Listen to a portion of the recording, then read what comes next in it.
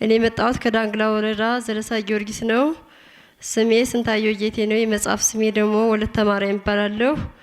ለኔና ለልጆች ለወንድሜ እንዲሁም የምናገረው እኔ በጣም ባስም በሽተኛ በጣም ተሰቃይ ነበረ። ከ96 ዓመተ ምህረት ጀምሮ እስካሁን ባለውበት ሰዓት በጣም ተሰቃይ ነበረ። አሁን ግን ትልቁ ልጅ ታሞ ከዚህ መጥቶ ገብቶ ነይ እናቴ ከዚህ አስም በሽታ የሚባል ነገር ከገባሽ ይለቅሻል አለኝ። መጣሁኝ። አሁን የተመሰገነ ይሁን ልክ የቀበላለት መጥቼ ገባሁኝ።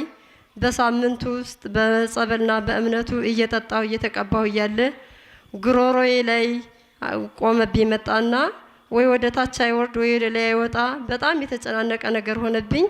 ቅዱስ ገብርኤል አባቴ የበረሃው መናይ አባቴ እንዴት ነው የምታደርገኝ ስለው በአፍንጫዬ ለአትና የስጋ ቁርጥራጭ የሚመስል ወጦልኝ ተፈውሻለሁኝ። ከዛም በመቀጠል ደግሞ በታች በማለት እንደዚሁ ተደጋጋሚ እየተቆራረጠ ወጦ ለዚህ በቅቻለሁ። ሁለተኛ የሚመሰክረው ትልቁ ልጅም እንደዚህ ታሞ ከዚህ በጸበልና በእምነቱ ተፈውሶ ወደ ቤት ሄዶልኛል። ሶስተኛ ደረጃ ደግሞ ታላቅ ወንድሜ ከተለያየን 17 ዓመታችን ነው። በስልክም ሆነ በቃል ተገናኝተን አናውቅ ነበር።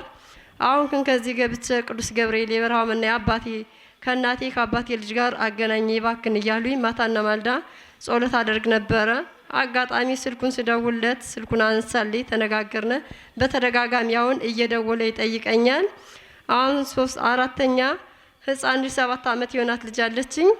እሷ በጣም ሆዴን አመመኝ እያለች ሁሌ ታለቅስ ነበረ። ከዚህ ጃት መጥቼ ጸበሉን እምነቱን በማድረግ በሽንቷ ተቆጥሮ የማያልቅ ጸጠር ወጦላታል።